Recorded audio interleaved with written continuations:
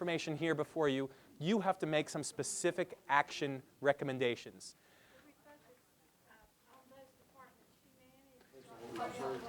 Yeah, so she's the head of ancillary services. That's right, and it's correct. It's that point in time. You do know, of course, you do know what happens at the end of the story, but nonetheless, that specific point in time, we know that Jelinek and Jordan have announced a state of emergency. You are Ellen, or you are Paul or John or whoever you are. What do you do in that role? How do you manage those things in front of you? And come up with a set of recommendations at each table, and we're going to have a discussion about those.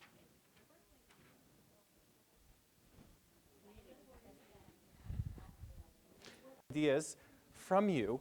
But before we do that, let's just do a little bit of a backdrop to kind of get everybody on the same page in terms of where we are. This is kind of similar to, remember the discussion we had before about the 6 leadership styles and those 6 different types of organizations? There was chaotic, there was constrained, there was inefficient.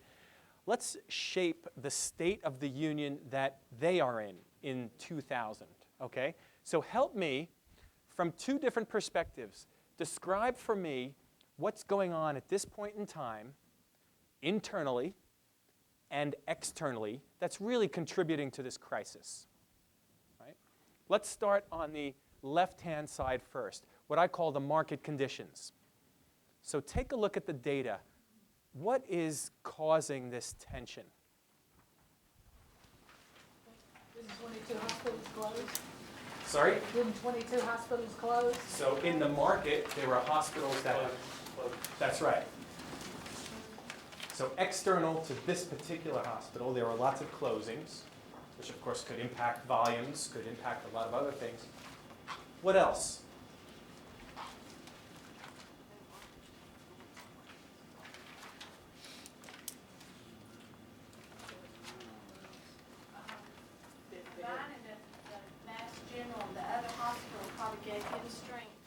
They were offering maybe duplicate services or, more services. So we could say, The merger of those other 2.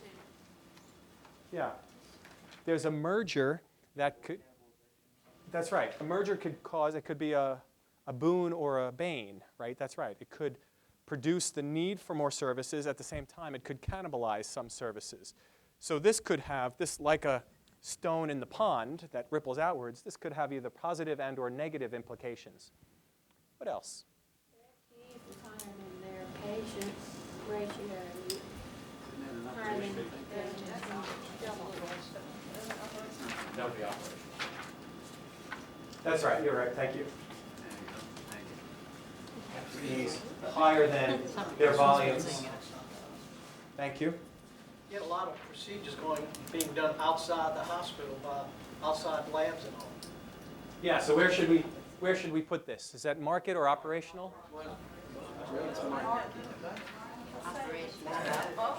It kind of impacts. Outsourcing that's one way to categorize it, right? That could be different, but then in terms of procedures going elsewhere, we'll put it there for the moment. That's right. We'll put the equivalent over here would be that's right. There's competition as a result of some of these things that you've already mentioned. unrealistic budget. Unrealistic budget. Tell me more. Well, they were saying that they had, what he was saying in the case study, that, it had in the budget, they were going to make all this money. And then when they looked at it, there's no way. Yeah. Something magic was supposed to happen. Yeah, the magical, just because it was written on paper didn't mean it was going to happen. That's right. We'll come back to this in 1 minute, Johnny. I mean, normally when there are budgets like that, I think the company is expecting some type windfall at that time, and they feel that this windfall is going to tide them over. In reality, it may not happen. That's right. They may have been tying their futures to the biometric data of some of their community members, hoping that there may be a philanthropic gesture in the near future. But that's not always a great strategy to rely on hope, is it? Back to your point. Oh, back to fundraising. They had $4 million a year in fundraising, but tide them over from operational losses.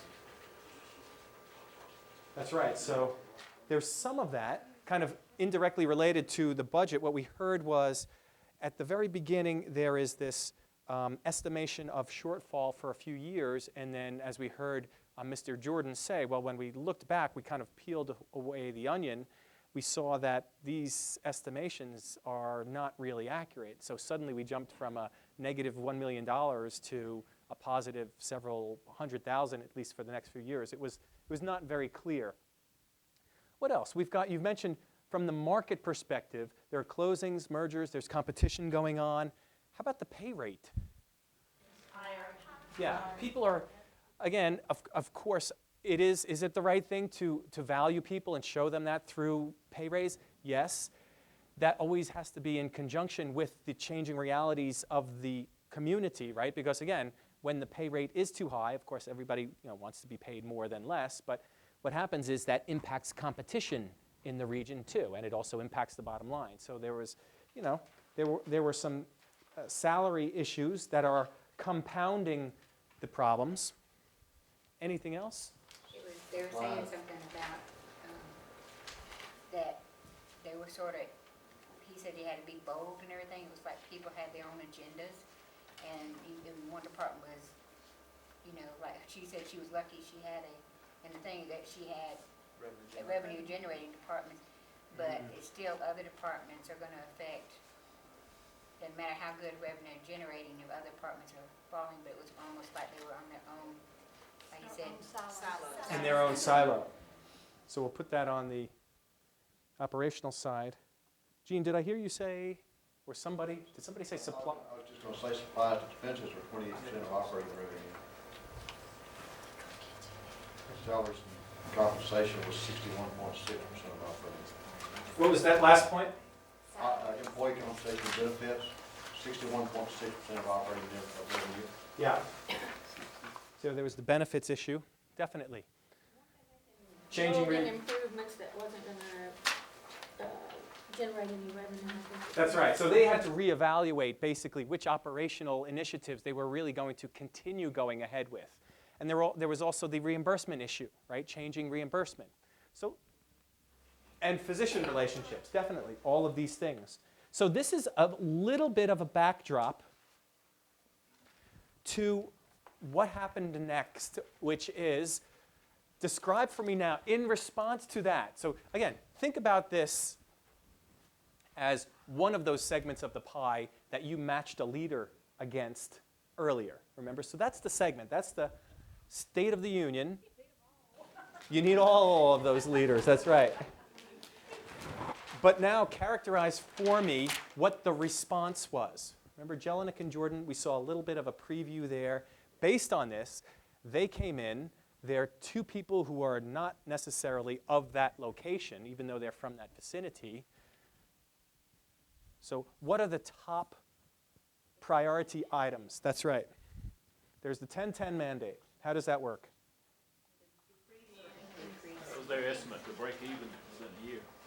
That's right. This is meant to take them to break even, because basically every single day, again, if we use the $30,000 approach, roughly speaking, $35,000 a day that they're losing, depending on your skill set, that's like losing a person every day or a part of a person every day. So they have to come back to financial health.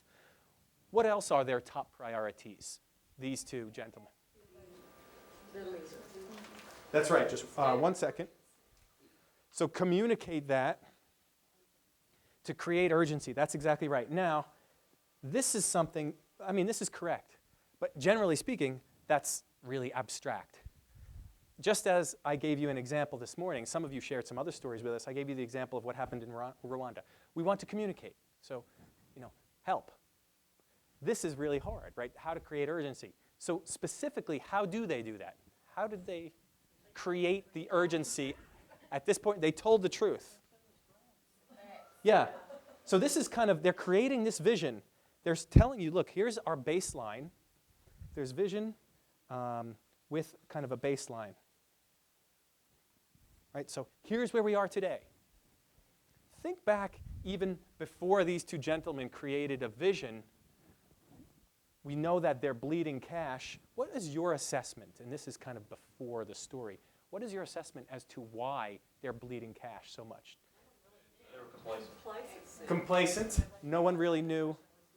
Yes? So there's a lot of no accountability, shaming, blaming, naming. Any other specifics? What do we know about the previous senior management team? Bad information and or no information. We also know that that predecessor was basically toward the end of his career, about to retire. Why do I have to worry so much about this hospital? I'm leaving anyway, right? So maybe each one had their own agenda. So that's right. So that's the predecessor. So now these people come in. Why initially do you think that anything they do would be rejected? They're from the other hospital. So why should anybody even buy into this at all?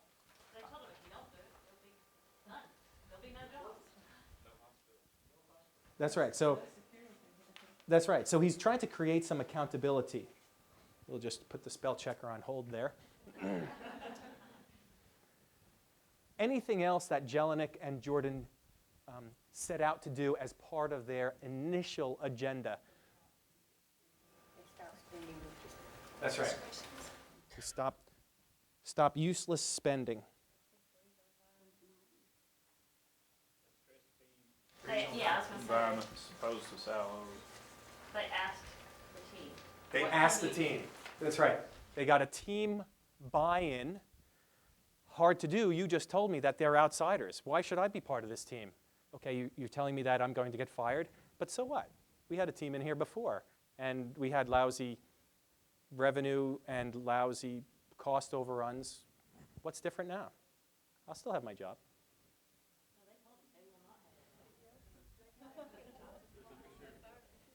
There's a new sheriff in town. Yeah, that's right.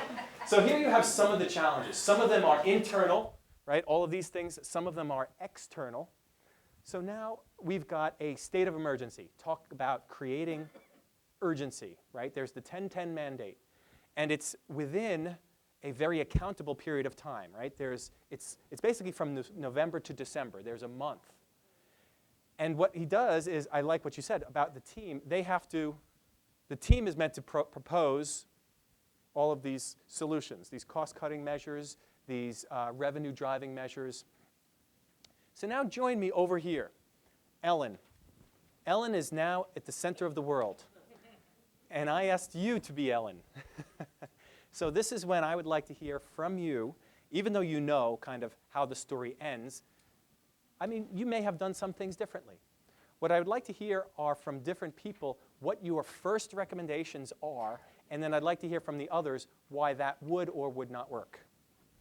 Who would like to kick us off?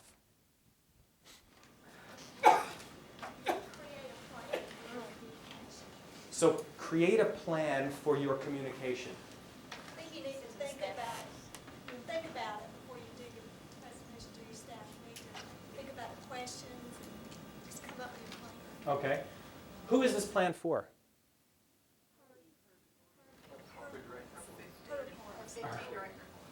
For who? 15 direct reports. So there's Four direct departments. reports. Let's stay on this for a moment.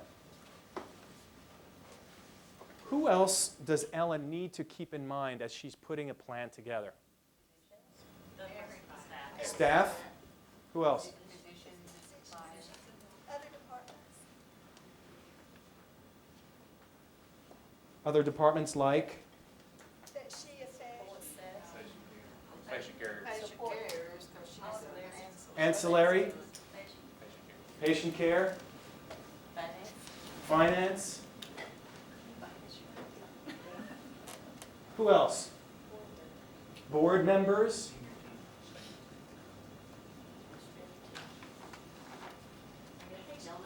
Patients?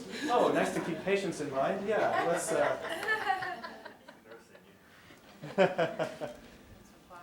Anybody else that has not been considered internally or externally? Sorry? Boss?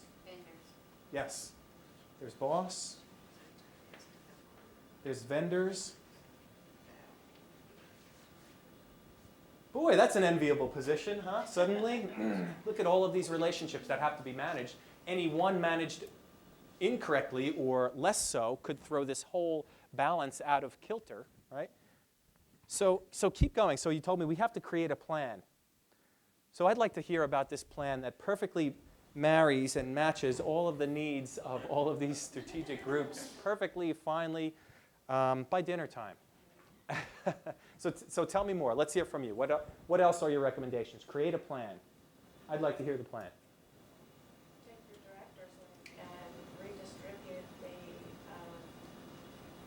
unless they're helped to create and formulate the plan. You know, if she sets the goal, give them the opportunity to formulate a plan for their own areas. Okay. Let's hear from each group. What we're going to do is just go table to table. I'd like to hear your number one recommendation. So who would like to kick us off? How about this table back here?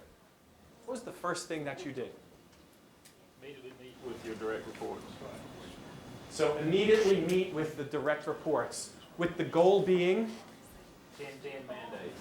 10, okay. So specifically focusing on 10-10. What is your anticipated, what do you anticipate their reaction is going to be? How in the world? Frustration, fear. Frustration, Fear and fear? anxiety, but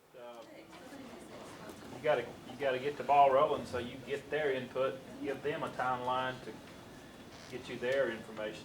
Say 7 days, we fix 7 days. So you tell your direct reports, you give us your 10-10 in 7 days, and then we have to go from that point, because we've only got 4 weeks to do it. So you gotta evaluate what they're gonna give to you, and how is it gonna impact all these other variables. Yeah. So you gotta have time to look at that. And, you know, as the CEO said, they'll listen to all plans, so you get the ideas in the first week, and then you start trying to mesh those plans together, how it fits all of the components there going forward. And anticipating, as you said, the fear, the pushback, that's going to happen. There needs to be a strategy for that, right? Especially in a state of emergency. People are afraid of losing their jobs. Even Ellen herself is afraid of losing the job. She doesn't know if she's really on the chopping block either. If they want her to implement something so well, and then they're going to give her a pink slip, right? So there's one. Yes, Dennis? So you tell those people that all the ideas have validity, that you're looking for their support, you're willing to give them your support at the same time, and that everybody's, if they want to talk privately, whatever it takes to let them all know that it's a team effort, and as a team, that's the only way they're going to be able to survive.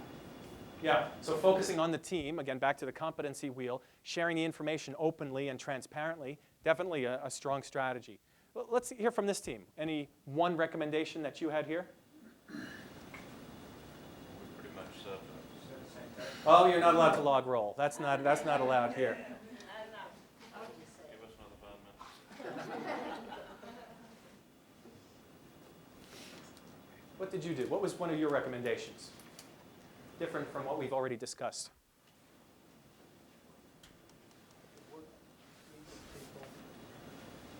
Well, I think that stay positive and offer, and make sure that her direct reports know that she's going to be there to support their efforts.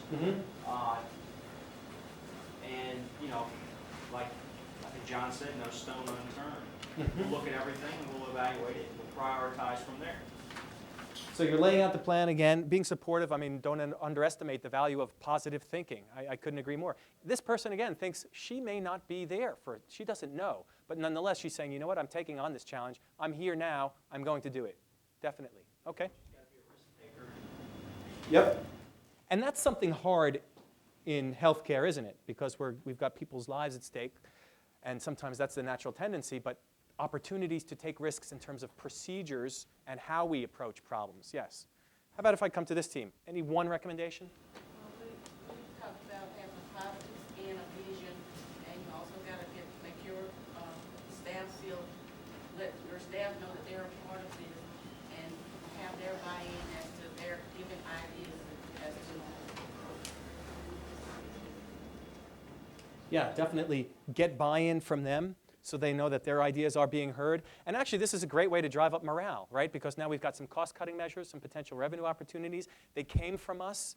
If they come from us, more likely to be implemented because it's my idea or our idea. Definitely. How about this team?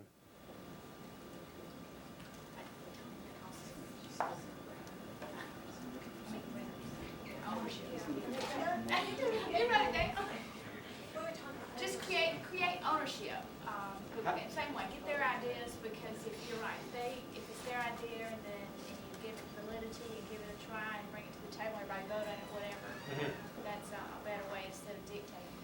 Yeah, so this is an example of a difference in style between Martha and Bramwell Tovey, kind of. You know, and the empowering really comes through inspiring, definitely. How about here? Anything else? We did talk about the direct report should go ahead and have them go over their budgets, you know, with a fine-tooth comb. To look Immediately, trends, to look at trends, to, you know, rather than just start whacking away, you know, look at Okay. where can you save money. I like that expression, start whacking away. So, You whack at wage and salaries first because it's easier to read. But what is that other? Are there ways you can save money too? so there are some other good specific examples. What else in terms of specific operational differences? Let's hear from some of the other tables we haven't heard yet from. thing I can think of that hadn't been said is, you know, she can't just sit there when all of her staff is brainstorming. She's got to be, you know, negotiating with her vendors, trying to find better bargaining tools. That's right. Brainstorming those kind of efforts. So- discounting. So she's negotiating. That's right. And in fact, she herself is resistant to some of these ideas initially. But she says, you know what? Let's try do you remember that opportunity? It was the... Reference lab. That's right. In lab, they were talking about a correctionist idea, somebody who's typing in, who's verifying the quality control of this. There's the change management piece in this negotiating. So who else is she negotiating with? Let's hear from another table that we haven't heard from yet. How about this table? What other recommendations did you have? We felt like that she realized first that she had to lead by example, Yeah. that she had to create the expectation and live up to that standard, and then her team would fall in place. Once she communicated without creating fear, that was one. She had only been there 4 years, so she was a newcomer too. And I think she realized she was on the other side as far as the people was concerned. So it looked like she took that leadership role seriously enough to create an atmosphere of desire to change. Yeah, definitely. And talk about change management with some of the constituency groups you mentioned before. There's vendors, bringing in a different vendor. There's, again, the doctors, because she wasn't sure what technology they would embrace and or not embrace. So she had to, again, live by example and say, you know what, I don't think this is the best idea, but you all think it's a great idea. Let's give it a try, and we'll roll it out. And the way she did it, I thought, was pretty clever. She went with those who are most likely, those physicians most likely to endorse that. So there are some very specific ones. Anybody else want to add anything else to this strategy in terms of recommendations that you came upon that you may not have read in the story? Didn't state it, but it seems like she would have met with some of the other department heads themselves to discuss how they could see the way they may interact and what might be able to be done between different departments. Yeah. To see where, for example, indirectly there was a mention of which two areas, what was it, the receptions? Thank you. Yeah, Exactly right. There may be overlap. Maybe we can share those resources, right, and cut that out from both of our budgets, in essence. So perfect example of how, hey, we're all a team. If we are embracing those 5 strategic mandates that were put forward by Jelinek and Jordan, remember, team-oriented, no personal agendas, then that's a great opportunity to cut money, to cut costs. Any concluding thoughts about strategy to put in place there? So there's a great overview. Look at what we just did, actually.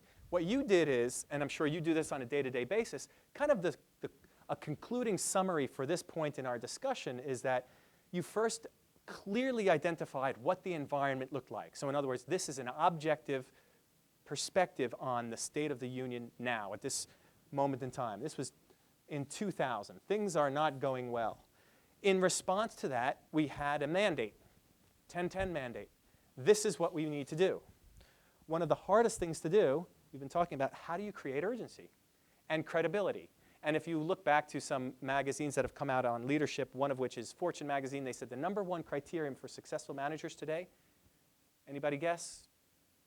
Begins with an I. Linked to initiative, relative to trust, integrity. Exactly. So the integrity comes about from people who have technical skill, vision, they're enforcing accountability, they're being fiscally responsible, and they're building a team. So this is what a strong message they sent. In response to that agenda, this is what one person had to do. I link this back with our discussion about process management because in the day-to-day world that you know, and you face so many urgencies at any given point in time, where do you begin? You've got all these people to manage, right? Any one of you, if you put yourself at the center there, you've probably got 10 other groups to manage. So the question becomes, where do I start first? And that's what the next step is going to be about. So there you gave some very specific suggestions. What I'll do is I'm going to actually just jump ahead to kind of the conclusion of our story. You know what happens. I'm going to show you a closing video of what happened.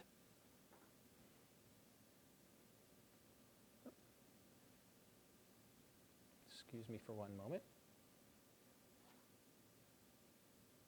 Measures were put in place, and the revenue measures were carefully selected.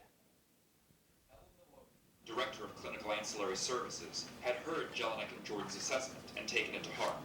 She knew that the course would not be easy, but was necessary. I think we were all scared, quite frankly. We weren't quite sure what to expect.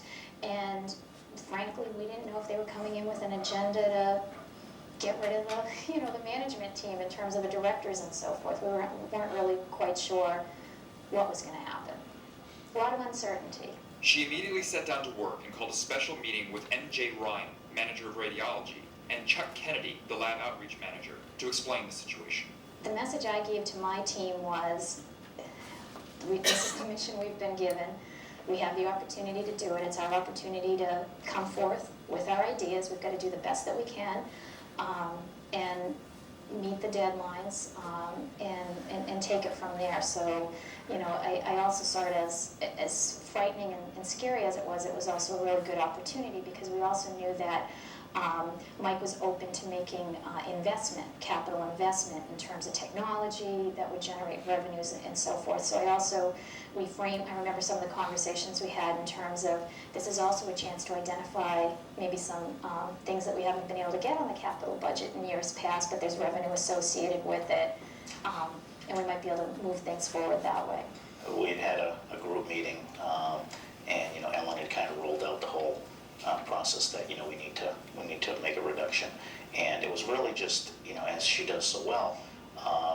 No demands were made. It was just that everyone was given the charge to come up with ideas either for expense reduction or revenue generation, and she kind of left it to each one of us to come up with our own list of things and so forth. We spoke to our supervisors and said this is what we need to do. And everyone kind of, as a group, came up with lists and ideas. And I think the hospital came up with so many hundred ideas to do. But the lab in particular, we all had quite a few that I think for the most part, the majority of them worked. Some didn't. Some did fail. But the vast majority did work well. People like Ellen would keep you up to date every day of how things were going and did not instill a feeling of panic in the supervisory team or in the techs in general. There were monthly lab staff meetings. All the supervisors have their own divisional monthly meetings, and we could pretty much each month tell our employees how things were going, what the hospital was doing to survive.